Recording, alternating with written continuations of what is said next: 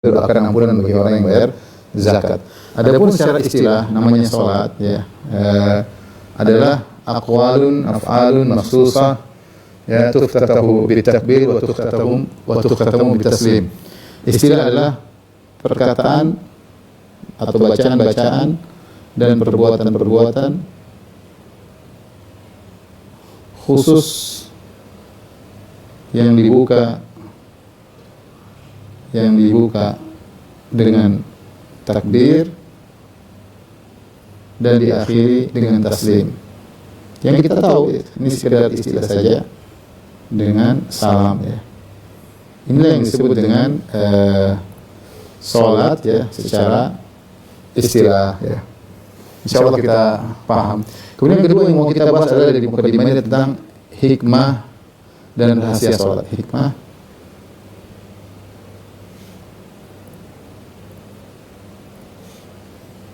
Hikmah dan rahasia salat.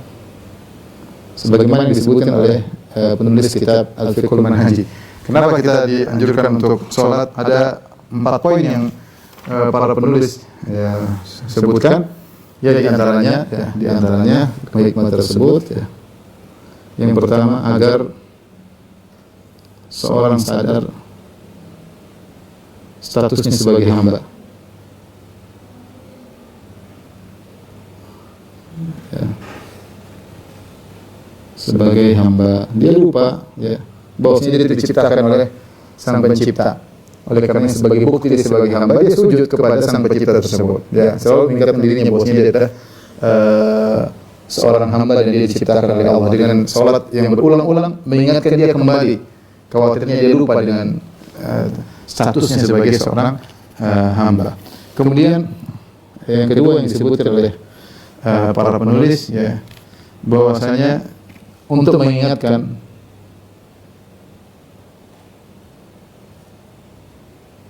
bahwa penolong sesungguhnya, bahwa penolong sejatinya adalah Allah semata. Kenapa demikian? Karena kita setiap hari berinteraksi dengan sebab. Kita mau sehat, kita melakukan sebab, dengan olahraga, dengan pergi ke dokter, dengan berobat.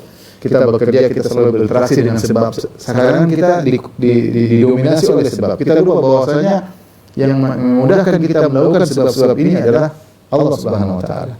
Dengan kita salat, kita ingat bahwasanya iyyaka na'budu wa iyyaka nasta'in. Hanya kepada Allah engkau kami beribadah, hanya kepada Allah kami mohon pertolongan. Salat mengingatkan kita agar kita tidak bertawakal kepada sebab ya. Ini di antara hikmah bahwa penolong sejatinya adalah Allah semata. Kemudian yang ketiga di antara hikmah kenapa kita salat disebutkan oleh penulis adalah agar manusia senantiasa bertobat.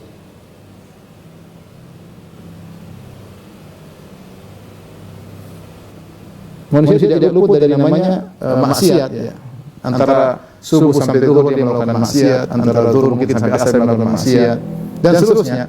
Maka di antara hal yang bisa menghilangkan dosa-dosanya adalah dengan dia banyak salat ya. Sebagaimana Rasulullah menggambarkan mathalu as-salawatil khams kamathali nahrin jarin ghamrin ala abbabi ahadikum. Perumpamaan salat 5 waktu itu seperti sungai yang mengalir dengan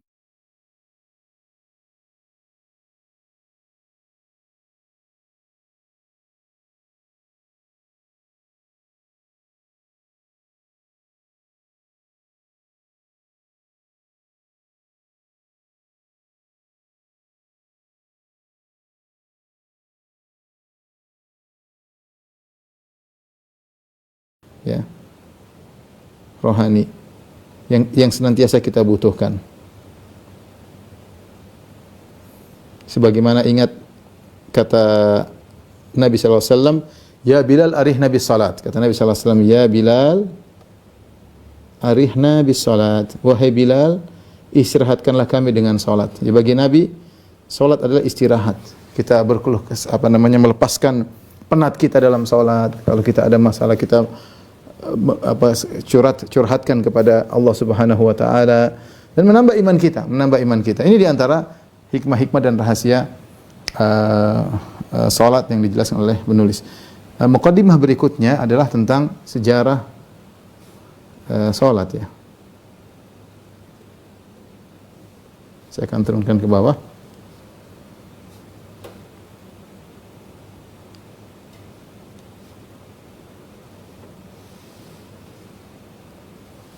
Sejarah sholat.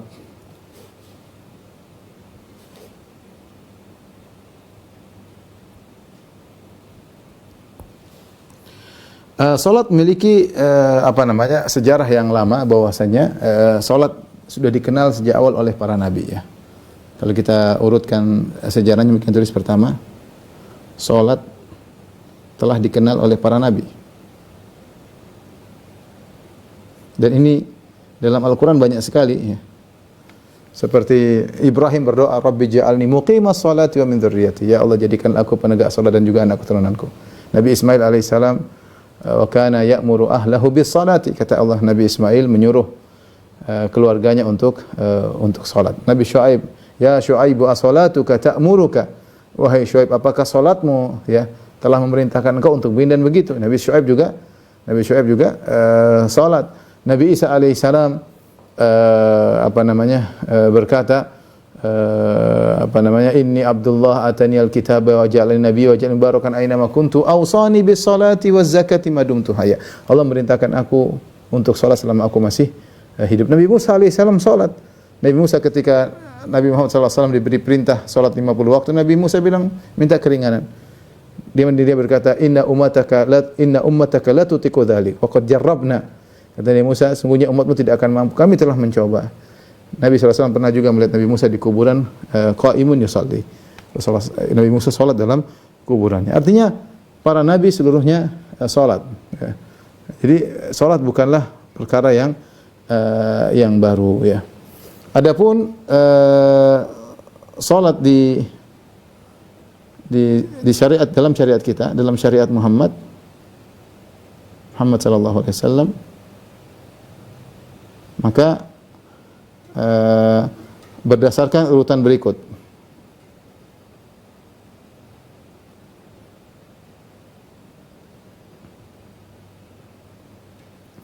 Yang pertama, ikhwan dan akhwat yang dirahmati Allah Subhanahu wa taala, para jamaah Masjid As-Sunnah Bintar yang dirahmati Allah Subhanahu wa taala, yang pertama adalah salat 2 rakaat di pagi dan petang hari. Ini di awal. Ya.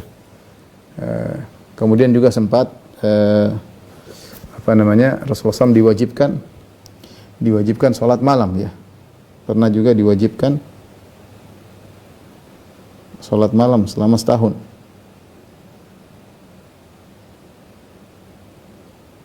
Setahun ya. Berdasarkan surat Al-Muzammil, sebagaimana dalam surat Al-Muzammil. Kemudian dimansuhkan, lalu mansuh ya, menjadi salat 2 rakaat. Salat 2 rakaat pagi dan petang. Setelah itu menjelang hijrah, Isra Mi'raj. Menjelang hijrah terjadi Isra Mi'raj, sehingga salat menjadi 5 waktu dalam sehari semalam. Jadi wajib 5 waktu sehari semalam ya. 5 waktu sehari semalam. Tetapi ketika itu 5 waktu sehari semalam masih 2 rakaat. Belum 4 rakaat. 2 rakaat. Kemudian ketika itu masih menghadap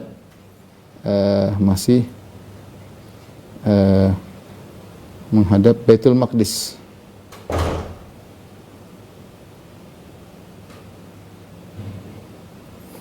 Kemudian setelah itu Rasulullah SAW berhijrah ya. Lalu Nabi berhijrah setelah sekitar kurang lebih 16 bulan menghadap Baitul Maqdis.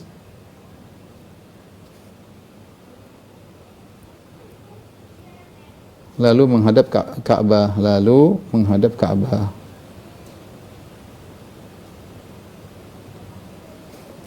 Lalu kemudian ada perubahan salat untuk yang musafir, lalu salat untuk mukim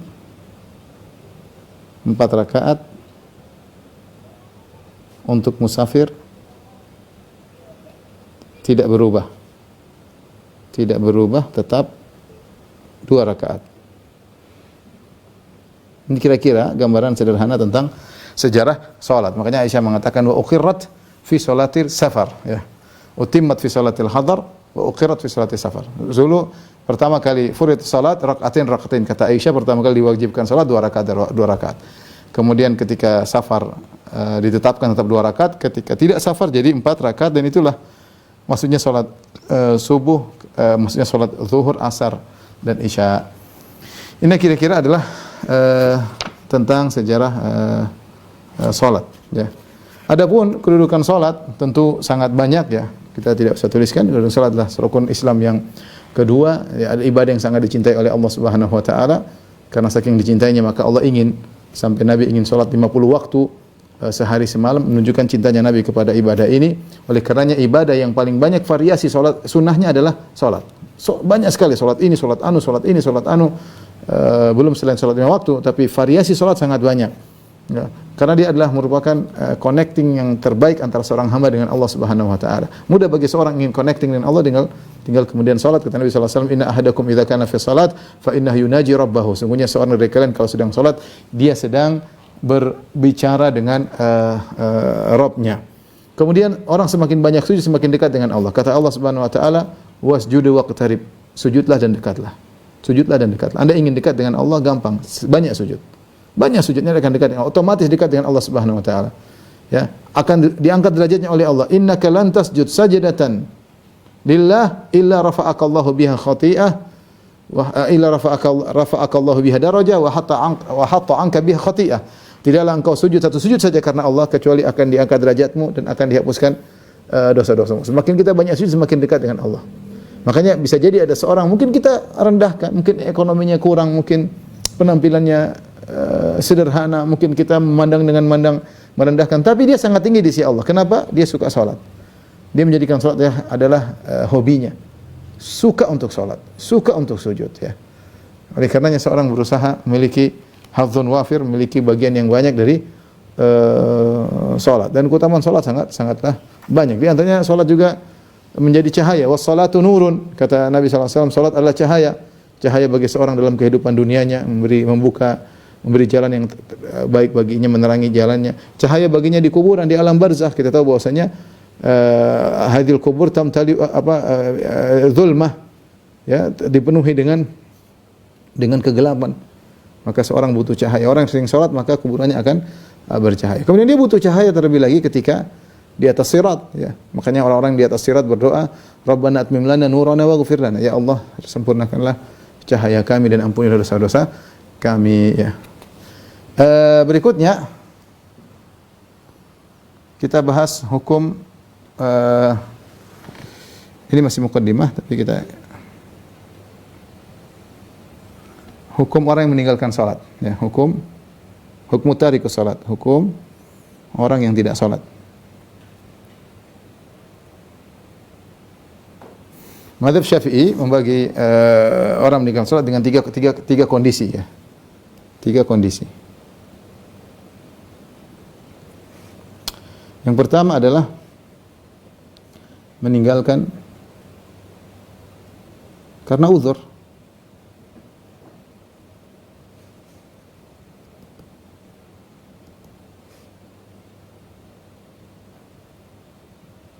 Seperti ketiduran, seperti lupa, ya. Maka ini tinggal dikerjakan aja, ya. Jika uzur hilang tinggal dikerjakan. Tidak mengapa. Tinggal diqadha, dan ini tidak mengapa, ya, tidak mengapa. Yang kedua adalah meninggalkan salat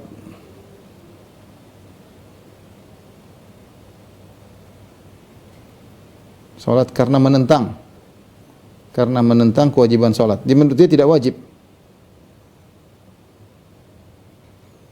Kewajiban salat atau mengejek ya, atau mengejek.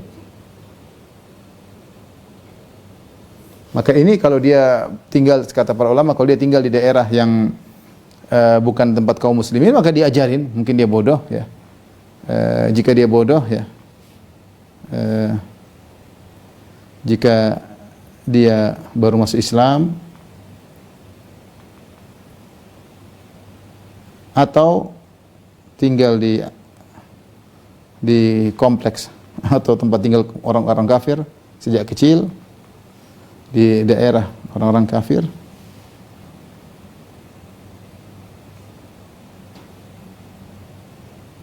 di negeri ya, negeri orang kafir,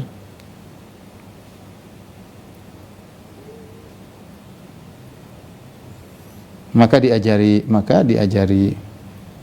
dia dapat uzur ya. Diberi uzur dan diajari. Jika dia tinggal di negeri kaum muslimin,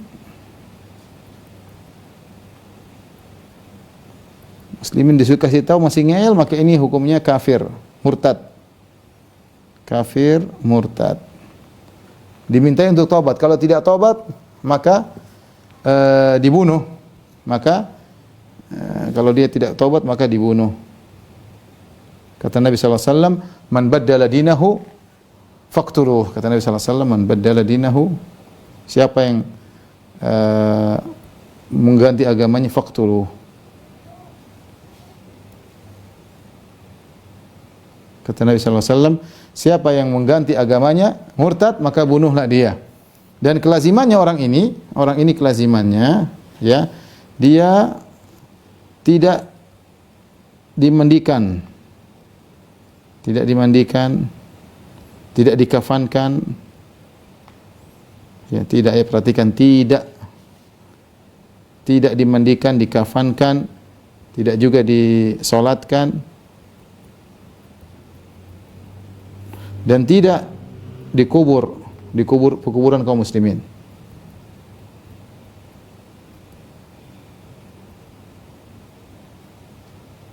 Kenapa? Karena dia murtad. Ini adalah yang kedua, meninggalkan. Dan ini seperti orang yang merasa dia sudah tidak perlu wajib salat lagi karena sudah mencapai derajat hakikat. Saya tidak perlu salat lagi. Saya sudah mencapai derajat hakikat, ya. Saya sudah bukan lagi syariat tapi makrifat. Nah, ini dia sudah mengaku telah keluar dari ajaran Muhammad sallallahu alaihi wasallam. Ajaran Muhammad harus salat. Muhammad sallallahu alaihi wasallam salat, Abu Bakar salat, Umar salat, Utsman salat, dan tidak ada yang lebih tahu hakikat daripada mereka, dan mereka tetap salat. Kalau Anda merasa tidak perlu salat, tidak wajib salat, Anda kafir. Anda bukan lagi agama di atas agama Muhammad sallallahu alaihi wasallam. Dan sebagian orang sufi yang ekstrim terjebak dalam hal ini. Kemudian yang terakhir, yang ketiga, ini yang khilafnya kuat, adalah meninggalkan salat karena malas. Meskipun mengakui, ya, dengan tetap mengakui wajibnya salat.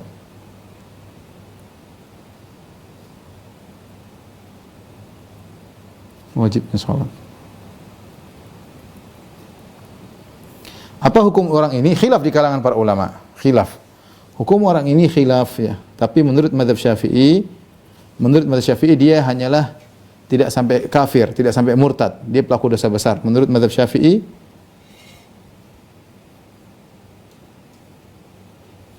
ya, orang ini adalah pelaku dosa besar,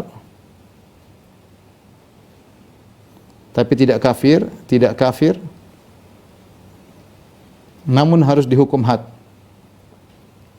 diberi hukum had, yaitu dibunuh. Itu dibunuh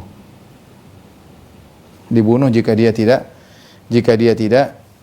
bertobat, ya. Jadi kalau yang kedua meninggalkan salat karena menentang kewajiban, dia yuktalu riddah, ya, dipukul karena hukum riddah, dibunuh karena hukum murtad. Adapun yang ketiga, meninggalkan salat kalau hakim menyuruh dia salat, dia tidak mau, disuruh bertobat tidak mau, maka dia dihukum karena haddan, dia dibunuh karena apa namanya? Hukum had. Dalilnya apa? Dalilnya Nabi mengatakan umirtu an uqatilan nasa hatta asyhadu an la ilaha illallah muhammadar rasulullah wa yuqimu shalah wa yu'tu zakah. Aku diperintahkan oleh Allah Subhanahu wa taala untuk memerintahkan manusia untuk mengucapkan syahadatain dan untuk mengerjakan salat dan bayar zakat. Fa idza fa'alu dzalik asamu minni dima'ahum. Kalau mereka melakukan hal tersebut, syahadatain, salat, zakat, maka darah mereka terlindungi. Kalau tidak maka dibunuh. Hukum Islam demikian bagi orang yang sengaja meninggalkan salat meskipun dia meyakini hukumnya wajib, meskipun tidak kafir. Meskipun tidak kafir, tapi dihukum. Oleh karenanya orang seperti ini ketika dia mati, ketika dihukum dia mati, maka entah dia mati karena dihukum had atau karena mati karena sakit atau karena yang lainnya, maka dia tetap dikuburkan di pekuburan kaum muslimin, tetap dimandikan, tetap disolatkan, tetap dikafankan, dan tetap hartanya diwariskan. Ya. Hartanya diwariskan. Dan ini khilaf cukup kuat di kalangan para ulama, namun sebagian ulama Syafi'i berdalil bahwasanya kita telah melihat sejarah dari dulu turun temurun bahwasanya orang yang meninggalkan salat hartanya tetap diwariskan. Orang yang meninggalkan salat hartanya tetap diwariskan, menunjukkan bahwasanya para ulama secara umum berpendapat bahwasanya orang yang meninggalkan salat, ya meskipun tidak salat sama sekali, selama dia mengakui kewajiban salat, maka dia tidak kafir meskipun dia telah melakukan perbuatan dosa yang lebih besar daripada zina. Lebih besar daripada zina, lebih besar daripada makan riba, dan dia dihukum juga dengan hukum had, dengan dipenggal, tetapi dia masih seorang muslim, disolatkan, dikafankan sebagaimana pelaku dosa besar yang lainnya, dan hartanya pun diwariskan, ya. Diwariskan. Tentu ada khilaf tentang masalah ini, saya tidak ingin bahas secara panjang lebar karena waktu yang mungkin tidak cukup. Tapi tolong difotokan.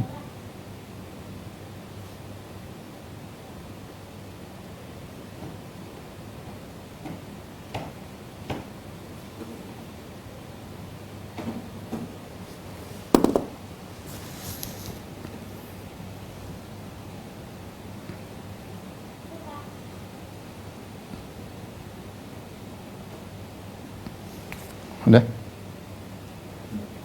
Baik. Yang berikutnya.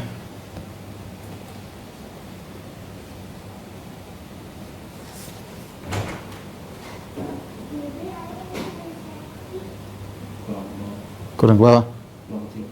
Oke, ya udah. Dari hukum yang orang tidak salat.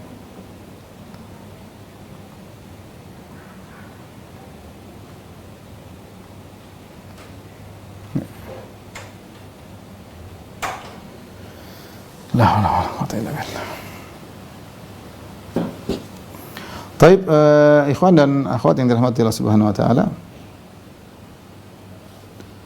Kita masuk pada pembahasan kedua. Berikutnya adalah tentang waktu-waktu salat, tentang waktu-waktu salat.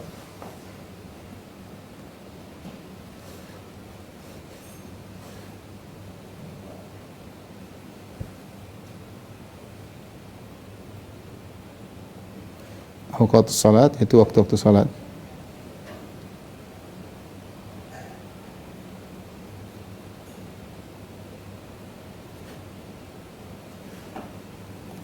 Taib, para jamaah Masjid As-Sunnah yang dirahmati Allah Subhanahu wa taala, kita akan bahas tentang waktu salat.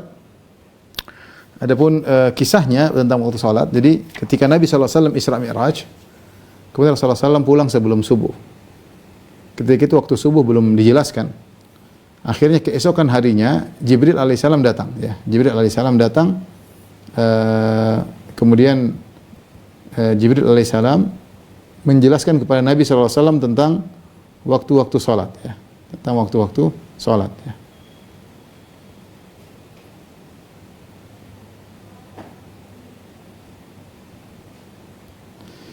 Mulai pertama kali waktu yang dijelaskan oleh Jibril adalah waktu zuhur.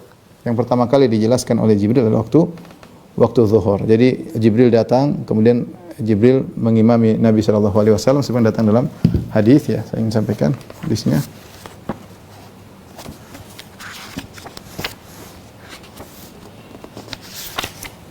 Saya bacakan dari Ibnu Abbas radhiyallahu taala anhuma, anna Nabi sallallahu alaihi wasallam qala, Rasulullah SAW bersabda, ammani Jibril indal bait marratain.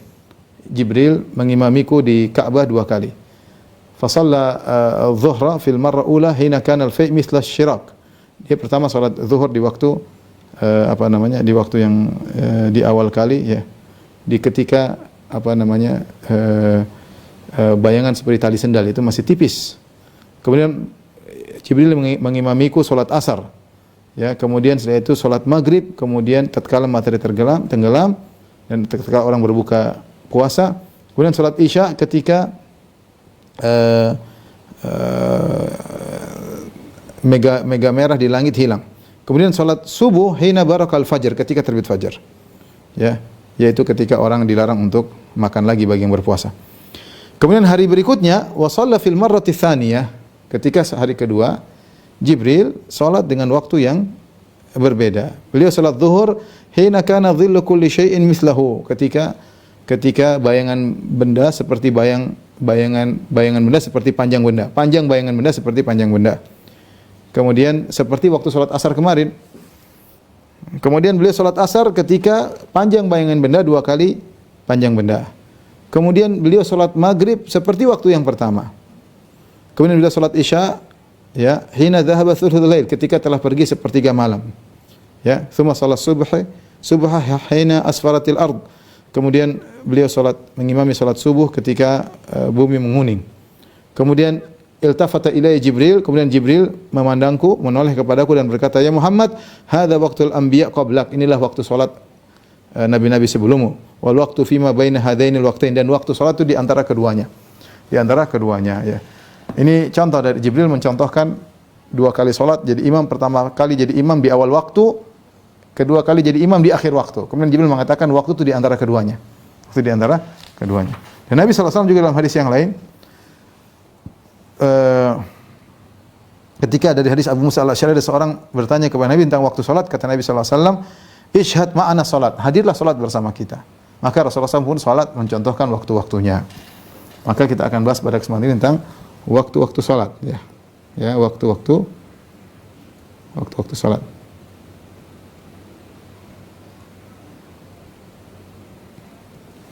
Saya akan kasih gambaran.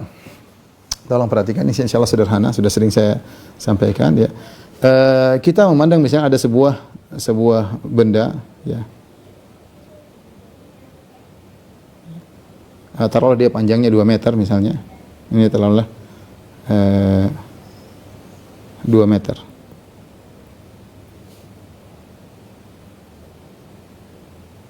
Baik. Kemudian kita tahu apa namanya? Misalnya ini adalah cakrawala ya. Kemudian matahari terbit dari sini, ini timur ya. Timur. Ini barat. Baik, barat. Matahari terbit dari sini tentunya ya. Matahari terbit dari sini. Terus menuju ke sana. Dan seterusnya. Kemudian matahari berpindah terus hingga akhirnya matahari di atas ini persis.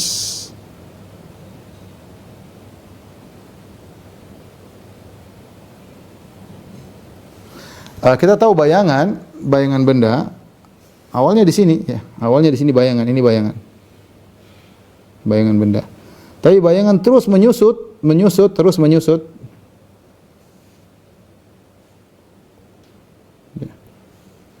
Bayangan terus menyusut.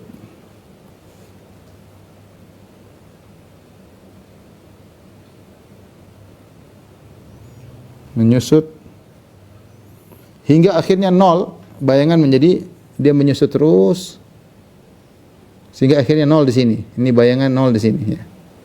Persis di bawah matahari ya. Bayangan tersebut menjadi 0 ya. Nah, kapan mulai waktu zuhur? Diperhatikan waktu zuhur. Jadi ketika bayangan semakin berkurang, tadinya bayangan di daerah sebelah barat, kemudian berkurang menuju timur sampai pada titik 0. Ketika bayangan terdiam di sini, perhatikan. Ketika bayangan terdiam,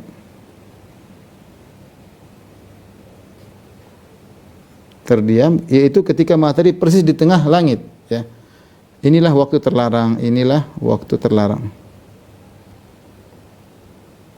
Terlarang karena matahari persis di atas langit. Ini waktu terlarang untuk salat. Ya kira-kira 5 menit, 3 menit, 4 menit sebelum azan zuhur. Kapan mulai azan zuhur? Azan zuhur dimulai ketika matahari berpindah. Baru berpindah, sedikit saja berpindah ke arah barat sehingga bayangan mulai berubah. Bayangan mulai ada.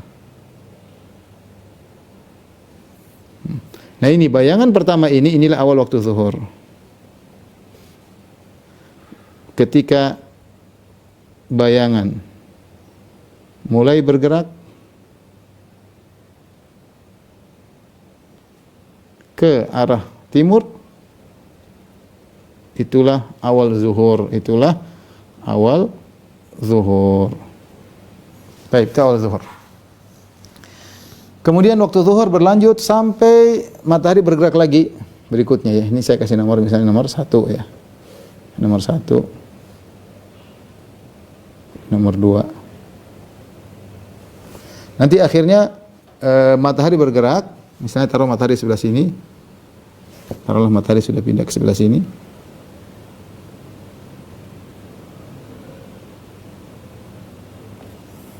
Di mana panjang bayangan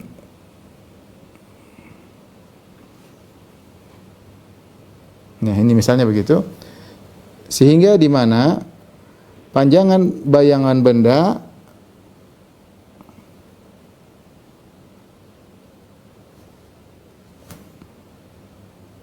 ya, situ panjang bayangan benda sama dengan panjang benda ya. Ini akhir waktu zuhur.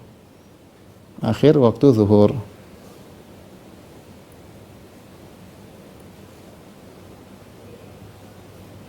Akhir zuhur. Kapan? Ketika panjang bayangan sama dengan panjang benda. Ini kondisi ketiga.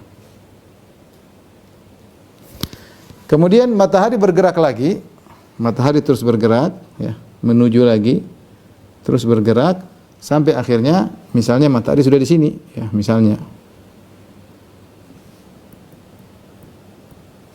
matahari sudah di sini, sehingga panjang bayangan benda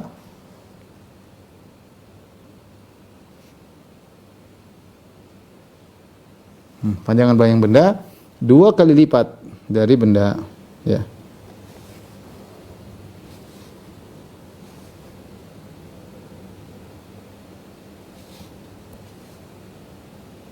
Ini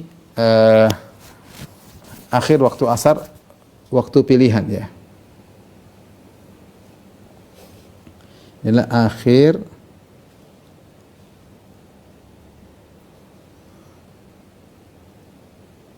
akhir waktu ikhtiyari asar. Taib. Jadi kalau seorang mau sholat, hendaknya dia sholat sebelum sholat asar, sebelum panjang bayangan benda 2 kali.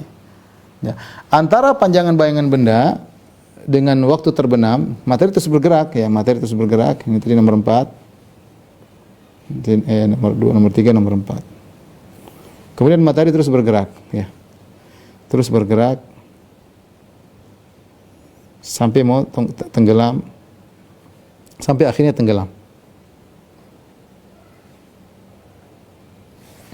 Tenggelam dia, di sini tenggelam. Tenggelam itu dalam artian seluruh tenggelam, seluruh bulatannya hilang. Seluruh bulatannya hilang. Itulah waktu maghrib. Nah, perhatikan nomor 4 ya. Di sini ada jeda ya. Perhatikan antara ini, di sini ada, perhatikan sini. Ini ada waktu. Ya. Waktu waktu antara panjang bayangan dua kali hingga terbenam matahari.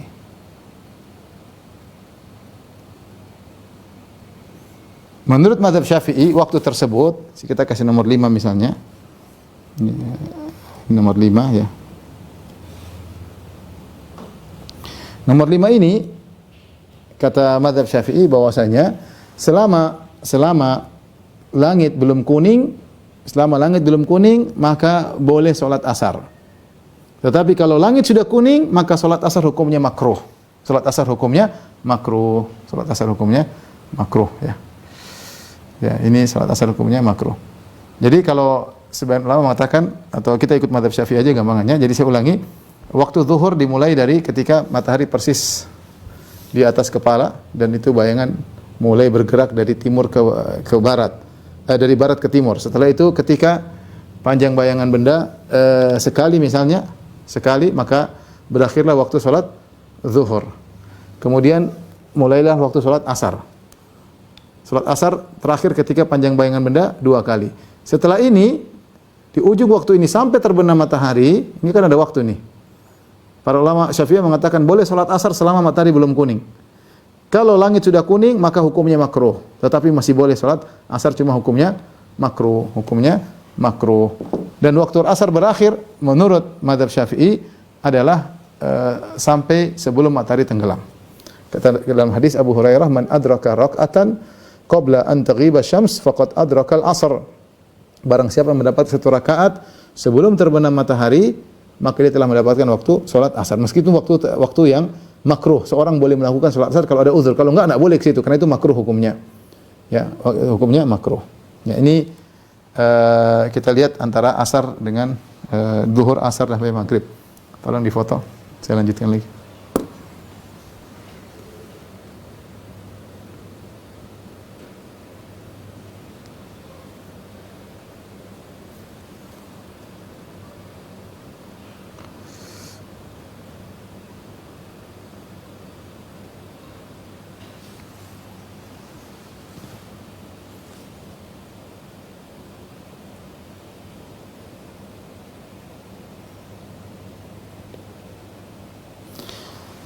Baik, ikhwan dan akhwat yang dirahmati Allah Subhanahu wa taala, mohon maaf kita lanjutkan lagi.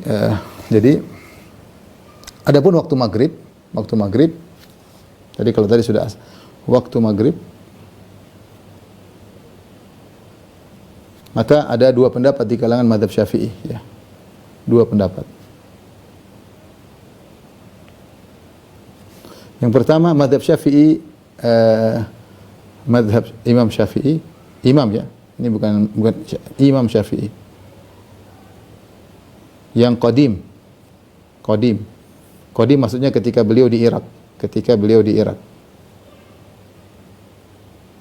Di Irak. Pendapat beliau waktu maghrib itu ya. Menurut beliau waktu maghrib hanya sekedar untuk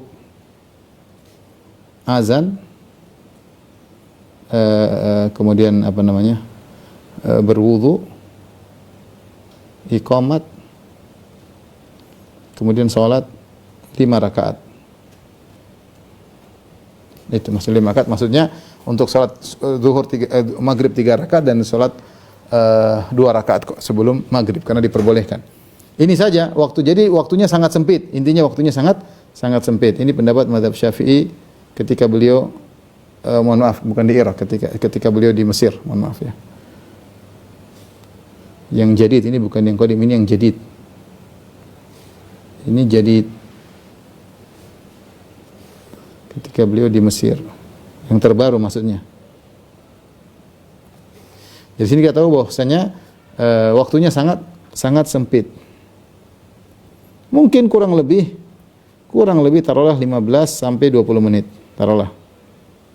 Tapi kata Imam Syafi'i atau menurut Imam Syafi'i, kalau ada seorang misalnya dia sholat, kemudian dia baca surat Al-A'raf sampai Isya nggak ada masalah. Tapi maksudnya kalau dia tidak ada halangan maka waktunya cuma sekitar 15-20 menit. Inilah sebabnya kenapa banyak di masjid-masjid kita begitu azan langsung qomat, karena mereka memandang waktu maghrib sempit. Inilah rahasia ya. Biasa di kampung kita.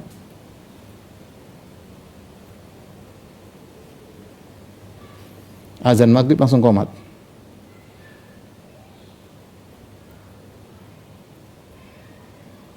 Iqamat, karena menurut Imam Syafi'i bahwasanya waktu maghrib itu sempit. Dalilnya apa? Dalilnya dalam hadis Jibril.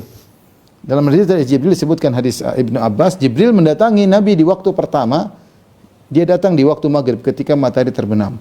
Ketika datang di hari kedua yang menunjukkan waktu akhir maghrib, ternyata dia sholat di waktu yang sama, tidak berubah. Sehingga Imam Syafi'i mengambil kesimpulan bahwasanya waktu maghrib tidak berubah antara yang dicontohkan oleh Jibril di awal hari pertama dan di hari kedua tidak berbeda dengan zuhur. Kalau zuhur di hari pertama Jibril datang di awal waktu, yaitu ketika matahari tergelincir di tengah langit. Kemudian di hari kedua dia datang ketika bayangan benda sepanjang benda tersebut, yaitu di akhir waktu zuhur, Tapi untuk maghrib Jibril alaihissalam datang di waktu yang sama. Hari pertama, hari kedua menunjukkan waktu maghrib menurut mazhab Syafi'i yang terbaru, yang jadid, yang terbaru ketika beliau di Mesir adalah sempit. Pendapat yang kedua,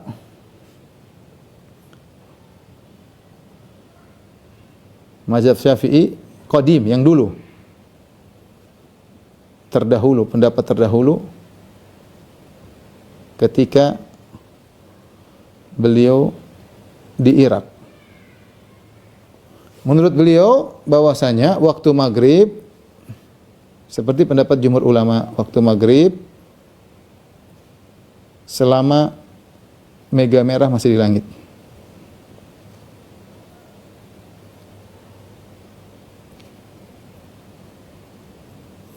Nah, konsekuensinya harusnya kita mengikuti Imam Syafi'i, mengikuti mazhabnya yang terbaru, yaitu waktu maghrib sempit, dan kita meninggalkan mazhab Imam Syafi'i yang lama.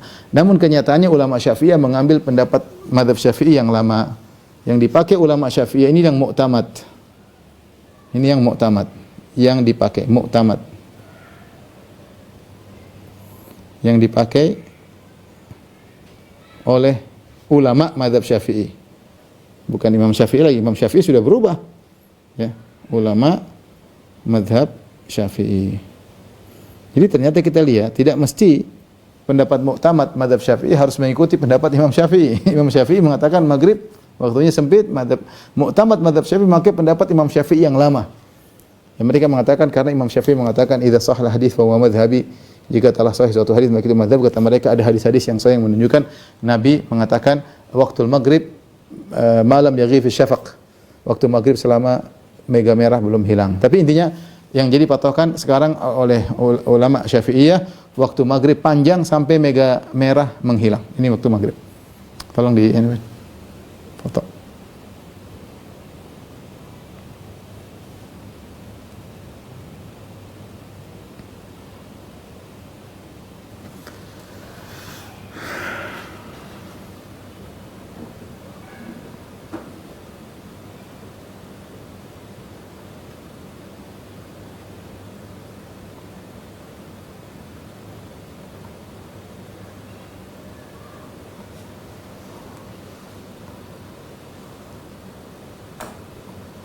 Baik, kita lanjutkan.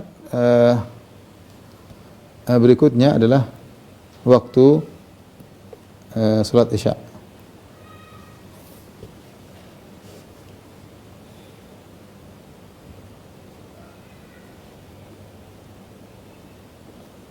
Waktu salat Isya semua sepakat awalnya adalah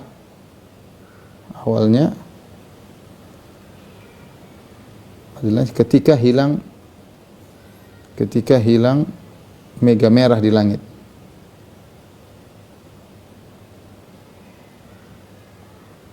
Yaitu jika waktu maghrib selesai. Adapun akhirnya maka ada khilaf di kalangan para ulama. Tetapi menurut mazhab Syafi'i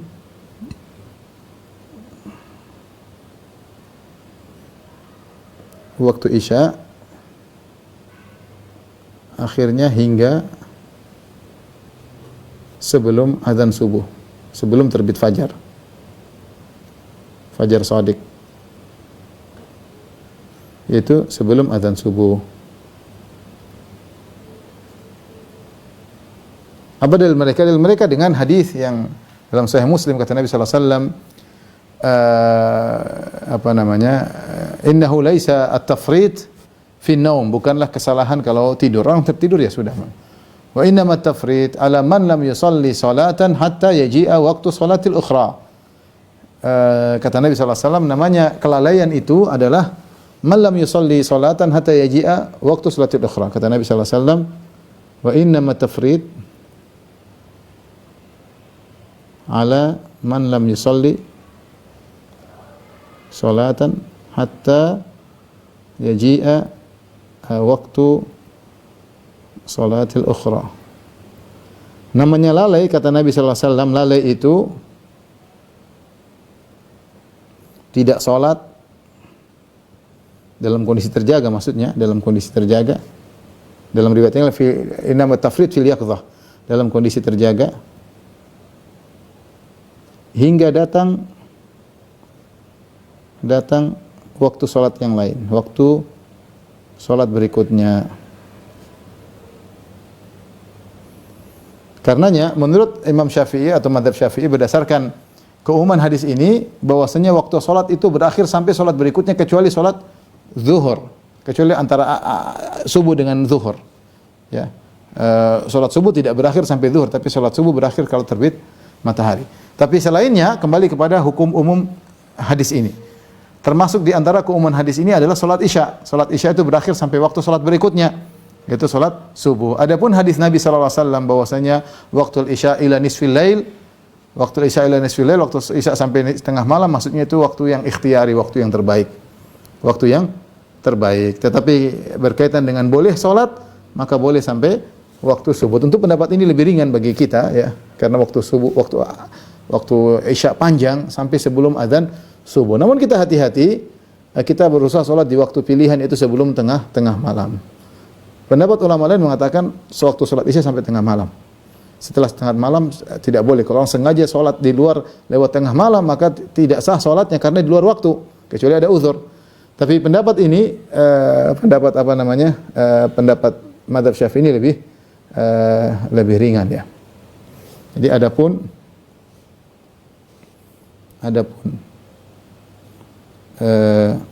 hingga tengah malam, nisful lail,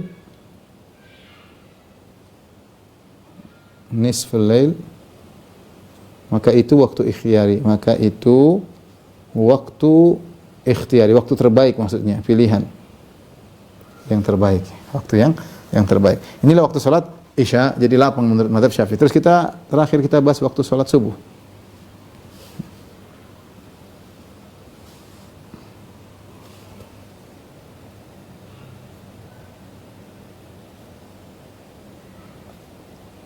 Waktu salat subuh awal terbit adalah gampang gitu, terbit fajar shadiq. Ini ijma', tidak ada khilaf, ijma' ulama. Kemudian juga akhir juga ijma'. Akhir adalah jika terlihat bulatan matahari di atas cakrawala.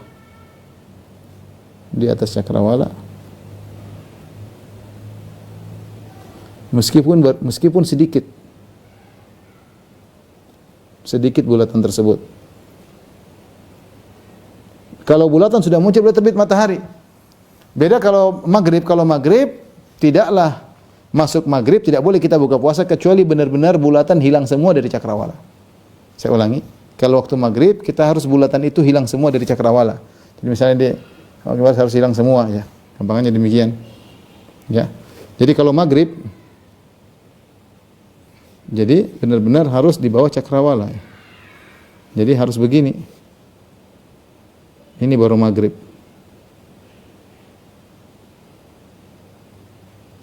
maghrib. Kalau begini belum.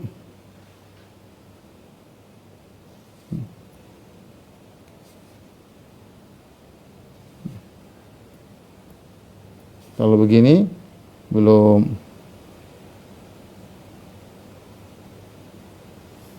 maghrib ini, ya. Kenapa masih ada bulatan? Ini belum maghrib. Tapi kalau subuh beda. Kalau subuh matahari baru muncul dikit aja.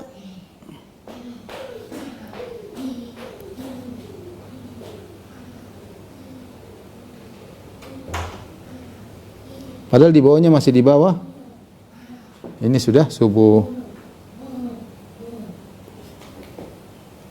Sudah habis subuh. Sudah habis waktu subuh. Baik. Jadi ini bedanya dengan maghrib. Kalau maghrib harus tenggelam semua,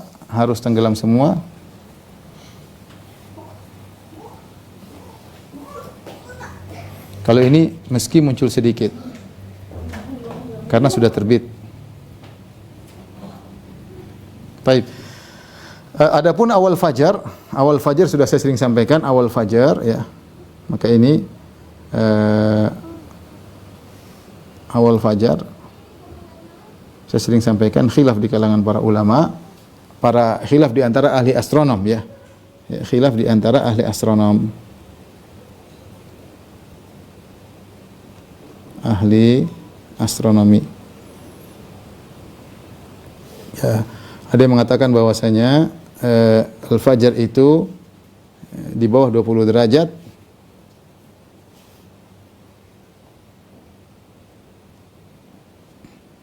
Minus 20 derajat fajar. Ini pendapat pemerintah. Kemudian kalau Muhammadiyah yang saya dengar bukan minus 20 tapi ditunda lagi minus 18. 1 derajat adalah 4 menit. Berarti kalau menurut Muhammadiyah azan yang sekarang ini dikumandangkan, ya, waktu saya baca atau apakah ada perubahan atau tidak, terakhir yang saya baca menurut Muhammadiyah, saya lihat dipraktekkan di Jogja, azan mereka diperlambat 8 menit daripada azan umum. Karena menurut mereka azan yang sekarang kecepatan 2 derajat. 1 derajat 4 menit berarti minus 20 itu kecepatan 2 derajat berarti kecepatan 8 menit. Maka mereka mengatakan minus 18 ya. Di tempat lain ada lebih ekstrim, ada yang lebih ekstrim, ada yang cuma minus 16. Berarti lebih harus ditunda lagi. Kalau setahu saya sempat baca Malaysia minus 19,5. Jadi ditunda 2 menit. Wallahu a'lam bishawab. Inilah waktu-waktu salat yang bisa kita sampaikan. Insyaallah kita lanjutkan pembahasan pada pertemuan berikutnya. Kalau ada yang bertanya saya persilahkan.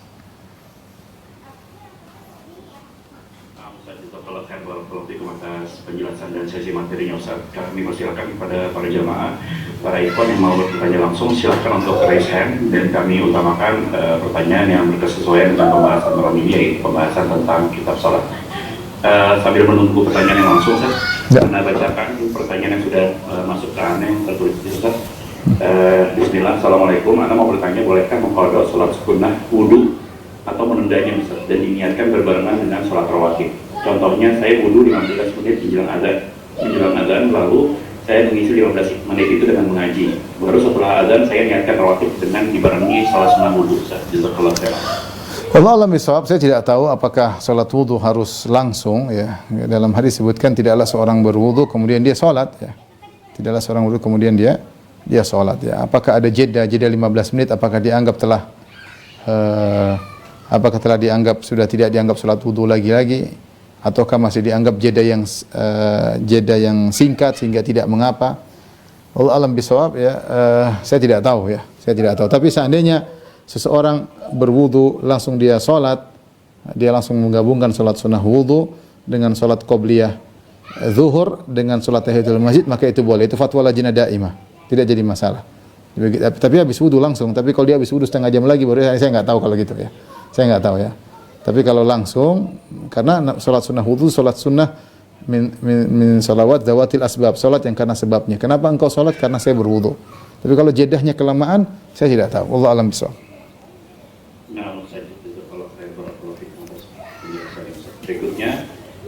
Assalamualaikum, izin bertanya. Nabi SAW bersabda yang artinya salatlah kalian bagaimana kalian melihatku salat.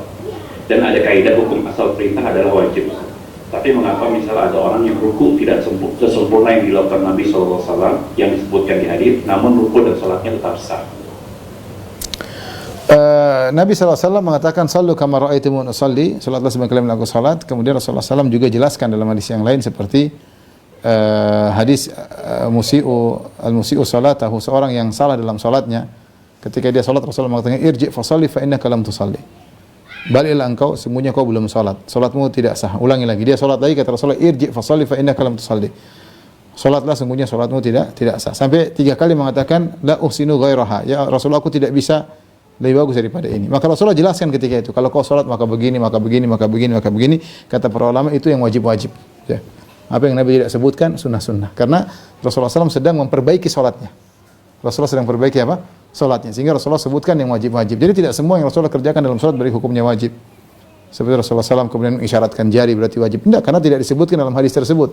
Hadis musi'u salatahu, ketika Nabi sebutkan di antaranya farka hatta tatma'inna raki'an. Rukuklah sampai kau tenang dalam rukuk. Ya. Jadi yang penting rukuk. Makanya ketika orang bahas rukuk, apa itu rukuk? Rukuk secara bahasa yang penting kamu tunduk. Ya. Adapun kaki, tangan mungkin terbuka seperti Nabi itu sunnah, tidak wajib. Yang penting kondisimu rukuk secara bahasa. Ya. Kalau kau sudah rukuk dan tumaknina tenang dalam rukukmu, maka rukukmu sudah sah. Adapun misalnya jari dibuka, maka ini tidak wajib, hukumnya sunnah. Hukumnya sunnah. Karena kalau hukumnya wajib, Nabi akan mengatakan letakkanlah kedua tanganmu dan bukalah, renggangkanlah, itu baru kemudian wajib. Tapi Nabi tidak menjelaskan kepada orang tersebut. Rasulullah hanya mengatakan rukuklah sampai hatta tatma'inna raki'an. Ya, sampai tsummarka hatta tatma'inna raki'an. Kemudian rukuklah sampai kau tenang dalam rukuk. Ini bikin istinbat dari sebagian ulama, mereka mengatakan semua yang disebutkan oleh Nabi dalam hadis orang yang salah salatnya tersebut menunjukkan hukumnya wajib. Tentunya ada khilaf juga dalam masalah ini.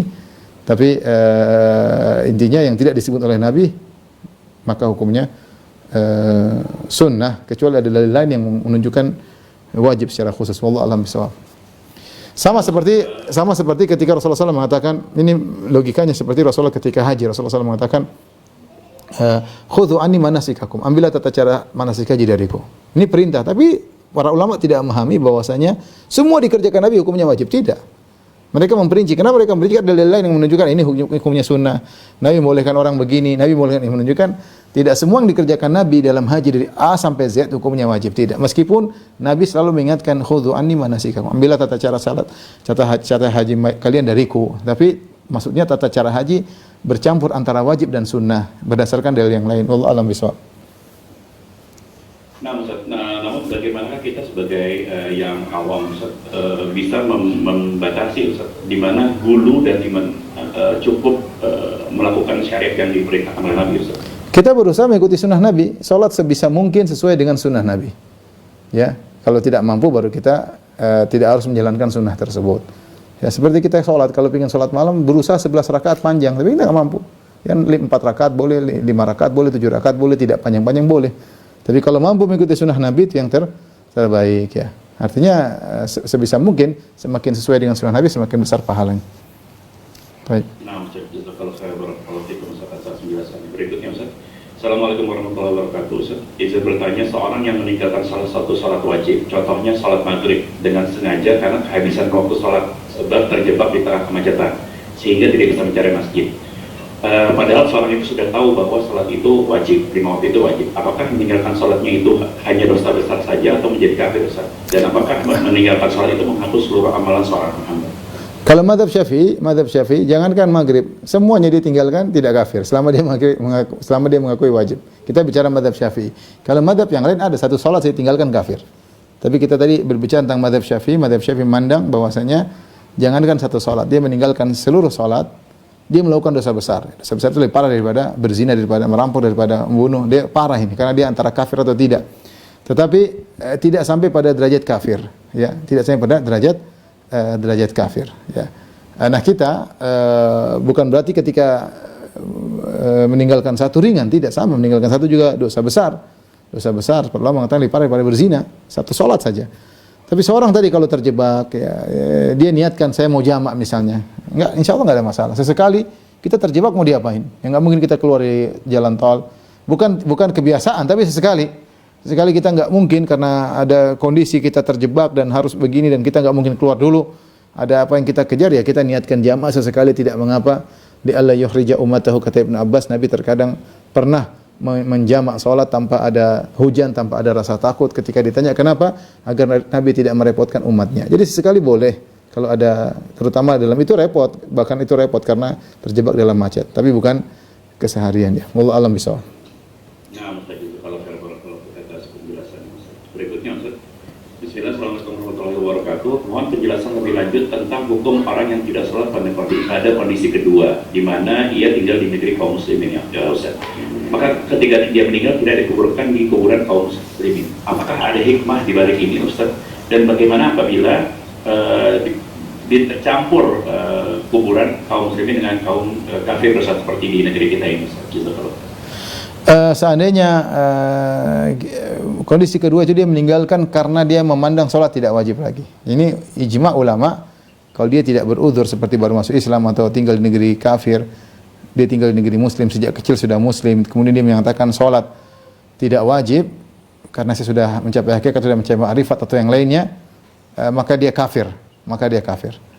Diingatkan kalau tidak bertobat maka divonis kafir, kemudian dihukum mati.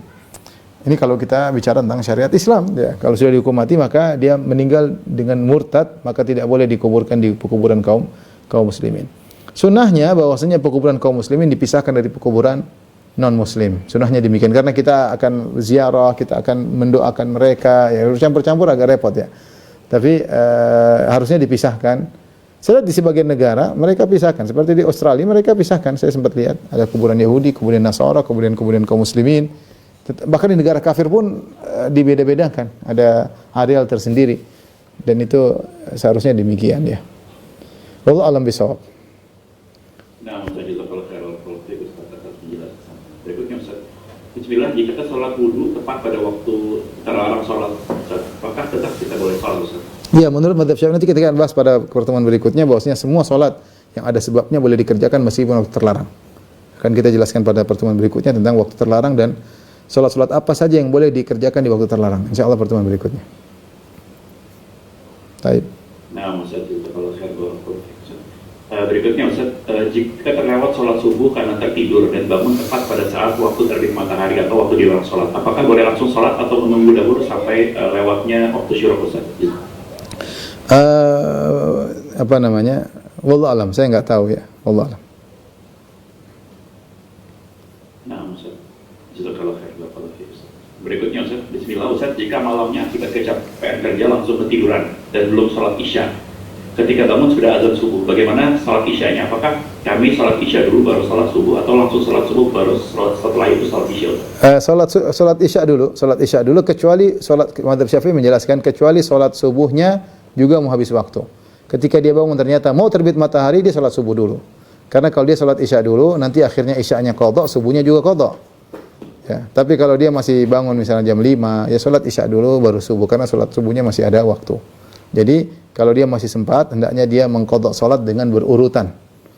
Kecuali waktu sholat yang saatnya itu mau habis, maka dia dahulukan waktu sholat tersebut. Misalnya kita bilang terbit matahari jam 6. Ternyata dia terjaga jam 6 kurang 5. Maka jangan dia sholat isya dulu. Dia sholat subuh. Karena kalau dia sholat isya dulu, nanti begitu sholat isya sudah keluar waktu. Akhirnya dia isyanya qadha, subuhnya juga qadha. Tapi dia jadikan subuhnya ada pada waktunya, isyanya yang qadha. Ya. Allah alam bisa. Pertanyaan terakhir. Nah, Ustaz, pertanyaan terakhir Ustaz, Assalamualaikum, saya bertanya apakah ketika kita sudah bertaubat dan ada sholat-sholat yang kita tinggalkan yang lalu, apakah harus dibayar seperti layaknya qadha puasa wajib? Akan kita bahas pada pertemuan depan, tapi menurut mazhab Syafi'i kalau kita meninggalkan salat tersebut karena malas, maka wajib diqadha. Wajib diqadha ya. Wallahu a'lam bishawab. Demikian saja kajian kita kepada jamaah Masjid As-Sunnah Bintang rahmatillah subhanahu wa taala. Insyaallah kita lanjutkan pekan depan. Wabillahi taufiq wal hidayah. Assalamualaikum warahmatullahi wabarakatuh. Waalaikumsalam. Abi, kamu bilang